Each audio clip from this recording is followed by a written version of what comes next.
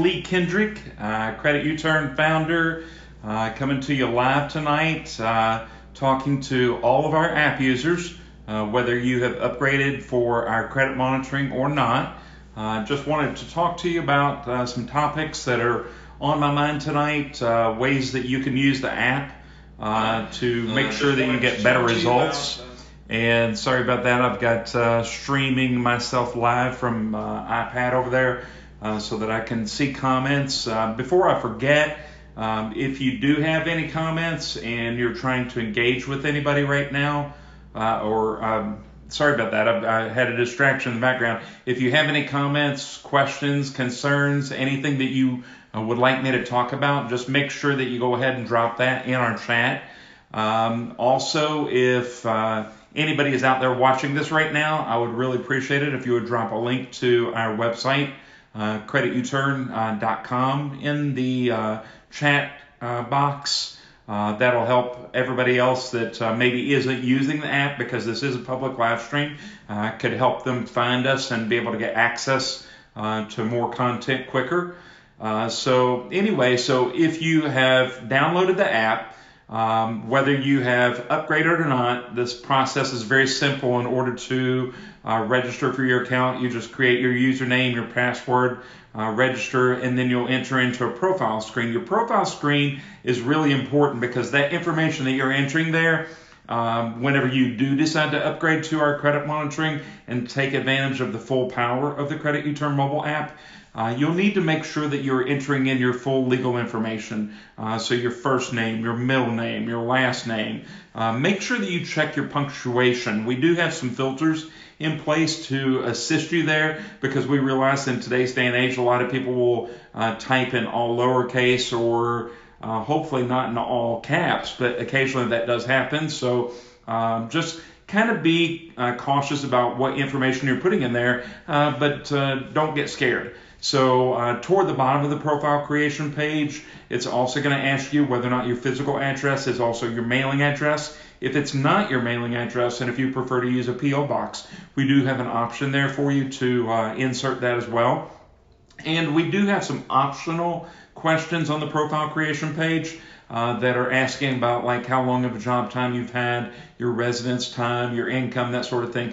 You don't have to answer those. However, I will tell you that later on, after you have upgraded to our credit monitoring, that we do send you occasional notifications or messages should you be eligible for some potential offers that might actually help you or help your credit rating as well. So we look at things, not personally, but our software is looking at situations in your credit file to determine whether or not you need to add a credit card because you don't have enough credit, or you're overutilizing your credit, or if you indicated that your next thing that you would like to accomplish is either a car loan or a mortgage.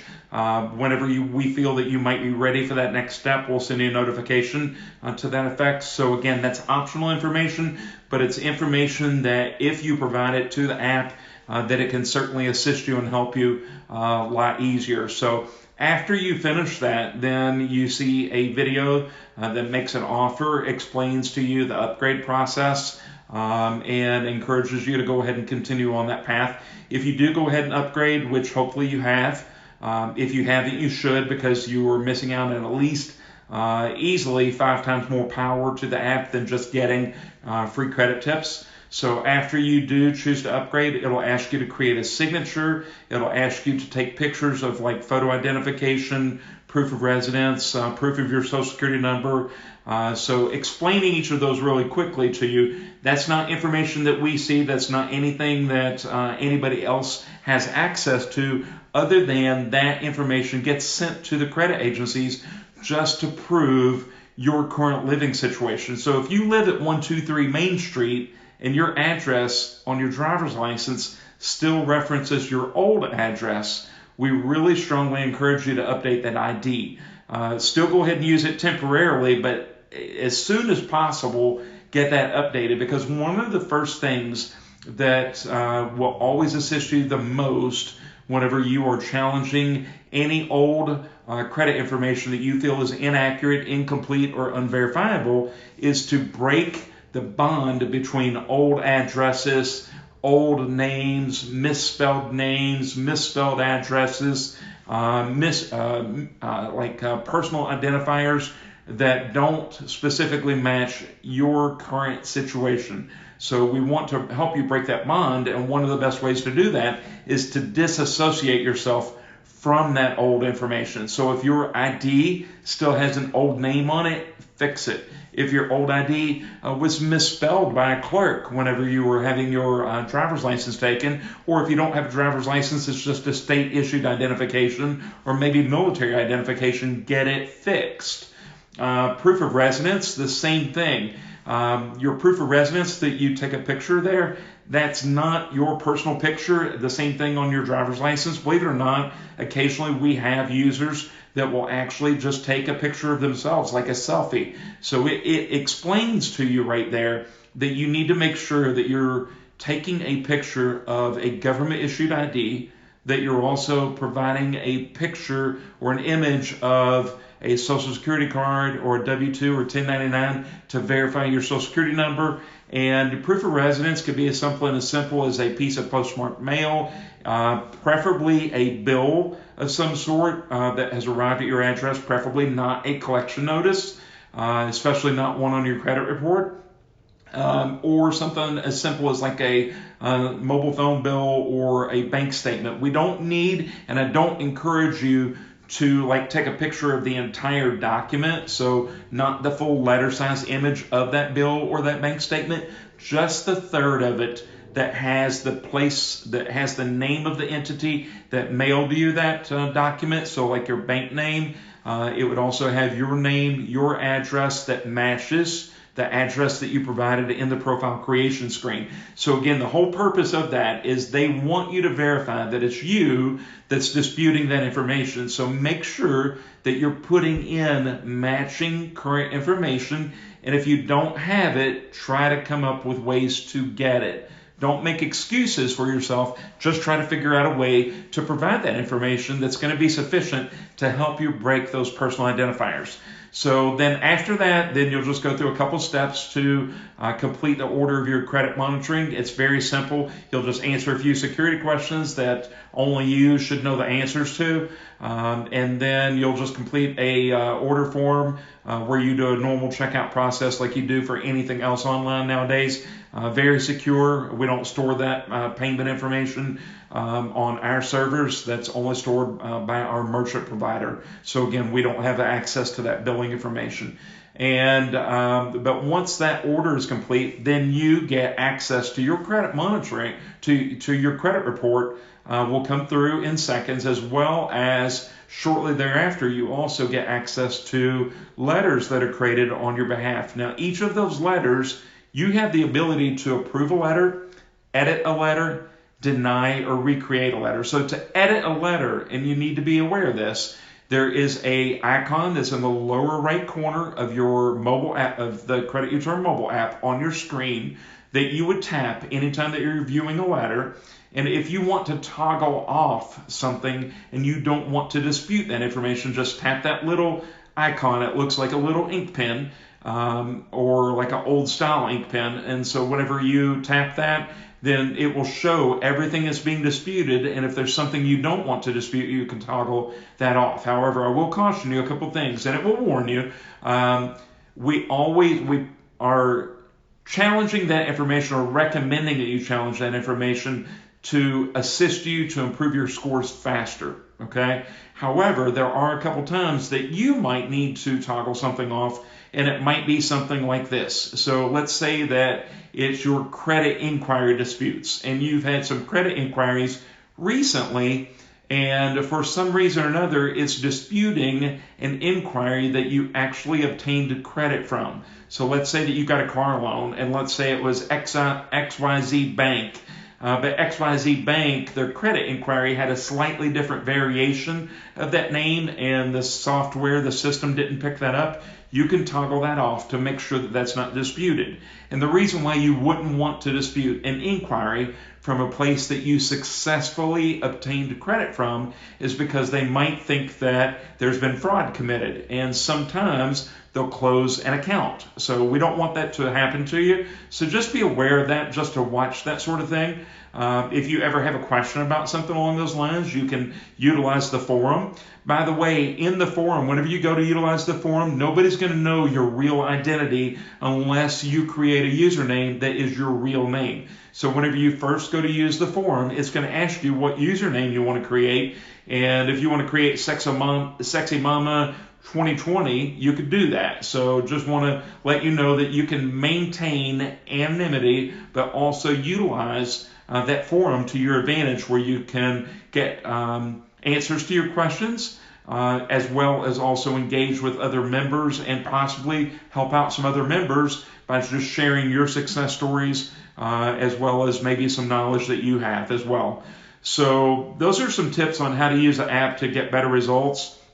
So again, making sure that you use current information, matching IDs, that you know how to edit information in those letters, and keep in mind that once you approve your letters are automatically generated and sent to the credit agencies, and then you get updates and we're tracking your progress for you. Plus, because you're utilizing our credit monitoring system, you also get daily credit alerts, and not necessarily every day, but you'll get real-time alerts should something new appear in your credit report, like there are new remarks from a lender, you've got a new credit inquiry that appears, there's been a new charge or a new account that was opened, that sort of thing. It's going to alert you. That way you'll be able to watch and maintain your credit better, and more or less help assist you with protecting yourself from identity theft.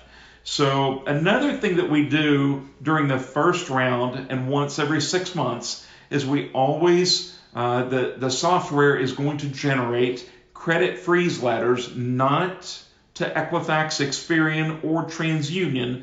Those are the three primary credit reporting agencies that are out there, credit repositories.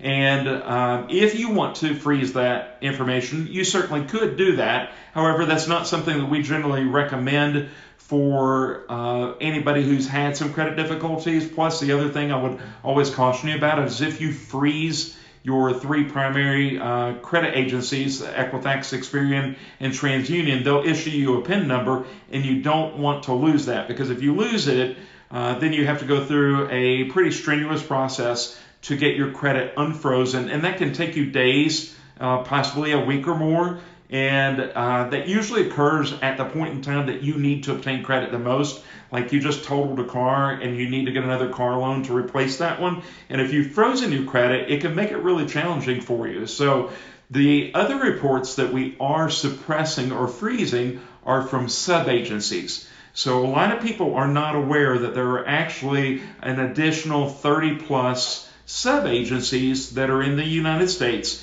that aggregate data. That means that they're collecting data about everything, about your utility history, your rental history, if you go to casinos and you're gaming, what your retail shopping habits are, and the list goes on and on and on. It's very detailed information, and they aggregate that data and they sell it to the credit agencies. And that's often what the credit agencies are relying on and are reporting in your credit reports. So for instance, just to give you a popular thing that happens is if you've had a bankruptcy, chances are that LexisNexis, which is a sub-agency, has aggregated that data, and they resell that data to Equifax, Experian, and TransUnion. So whenever you go to challenge whether or not something about that bankruptcy file is 100% accurate, 100% complete, or 100% verifiable, are they going to verify it directly at the bankruptcy court? Really, they don't do that. They should, and technically, per the Fair Credit Reporting Act, that's what they're supposed to do. They're supposed to verify it at the originating source, but oftentimes they'll just go back to LexisNexis and they'll say, hey, something about this information is being challenged by this consumer, and we need you to verify this. And I'm not going to go into great detail to tell you whether or not they're actually verifying everything they need to, what steps they're taking, because I don't have 100% intimate knowledge of that. Hopefully one of these days we'll have somebody who is very knowledgeable about LexisNexis come on to the live stream with me. But for now, for the purposes of this live stream, basically they are verifying that with LexisNexis. So one of the things that we have our software do is we have it generate a letter to freeze or suppress that LexisNexis report, so that whenever you are challenging that information, that they're forced to go to the bankruptcy court to verify that information, or they try to verify it with LexisNexis, and LexisNexis should not, at that point in time, be communicating anything about your credit file to the credit agencies. Now, do they? Oftentimes, I believe that they do. Is that a direct violation of the FCRA? I have a strong opinion about that, but I'm not an attorney, I'm not a judge, so I'm not going to offer a legal opinion about it. But I do know that it's an effective procedure to go through those and to suppress and freeze sub-agencies. Now, currently, we only freeze a handful of them. I believe that it's 6 sub-agencies that are disputed in the first month, and again in the 6th month, or that are frozen, or that there's a request for credit file suppression that's made, that you're making. So, but a lot of people are surprised by that. A lot of people are actually concerned that, hey, you're freezing my credit. And I want you to understand that we're not doing anything. We're other than the software is analyzing your reports, preparing letters for you that you're ultimately in control of, and they are very effective. But I want you to understand that you have a lot of control over that, and I'm just trying to explain to you why it's very effective and why you should go ahead and follow through with that freeze request or that suppression request. It does create an additional handful of letters that comes out that first month, and again, it's actually in the 7th month. So first month, 7th month, 13th month. So every 6 months you'll get those letters again, because we want to ensure that that is staying frozen or suppressed for you unless you choose to lift that credit file freeze. So hopefully that explains that for you. If you have any other questions about that, please drop that in the live stream chat, or ask a question in the forum inside the app. So again, the forum is accessible by somebody who has not upgraded to our credit monitoring service, but they cannot engage and ask questions unless you have upgraded. So if you're watching this live stream and you have not upgraded to take advantage of our credit monitoring and the full power of the CreditUturn mobile app, we strongly encourage you to do that for that reason, and also so that you can participate in some exclusive content that only our credit monitoring subscribers get access to occasionally, and also so that you'll have access to that exclusive forum. And we believe that it's much more powerful to have exclusive access to that than it is for you to be asking questions of the general public for them to answer, say on a forum that you just find by Googling something. Because the content that you get on a lot of public forums is very suspect. There are a lot of people out there that will answer questions that have no knowledge of credit laws or how the credit game really works, or they have a very limited knowledge and they just got started in credit repair. So hopefully that explains that for you a lot more. I had talked a little bit about the Fair Credit Reporting Act in the previous episode, episode number 2 of our live stream series. Also tonight I want to expand a little bit on another law that's called the Fair Debt Collection Practices Act. There was a federal ruling that came out a few years ago that anything that's contained in your credit report is also considered an attempt to collect a debt. And that's a very powerful thing that works to your advantage in a couple different ways. So if you have something that's being reported inaccurately or incompletely, or that's unverifiable, that's damaging you in some way, it could potentially be considered a violation of the Fair Debt Collection Practices Act. There are attorneys that will go to bat for you on your behalf that are very experienced, that know specifically what steps to take to file that action on your behalf in conjunction with the FCRA directly against the credit agencies, as well as any collection company or creditor that's reporting that inaccurate information in conjunction with that law. The other side benefit of the Fair Debt Collection Practices Act is that it also provides specific monetary damages up to certain limits, and I believe it's either $1,000 or $1,500 per violation. Can't recall that right at this moment, but it's significant, and that's per violation, per instance of violation. So basically, just interpret that for you. If something has been appearing that's inaccurate, incomplete, or unverifiable in your credit reports, and let's say it's been reported for 5 years, which is 60 months, you potentially have some major monetary damages that might be able to be claimed by you with proper legal action per credit agency. So that could result in very significant windfall for you. So again, we're not attorneys, but I'm just kind of sharing that with you. And because of that, I also want you to understand that the credit agencies are aware of that, creditors are aware of that. They're very nervous about that potentially occurring. It's not going to result in 100% deletions always for everybody. I have seen customers, mobile app users, that have had 100% of their information deleted in 30 days, 60 days. And is it attributed somewhat to that fear? It could be. Other times, given the set of circumstances, they might not be fearful of it. So just kind of keep in mind that there's a process. Everybody's journey is a little bit different. The creditors have up to 30 days to respond to any challenge, any dispute, complaint letter that you send through.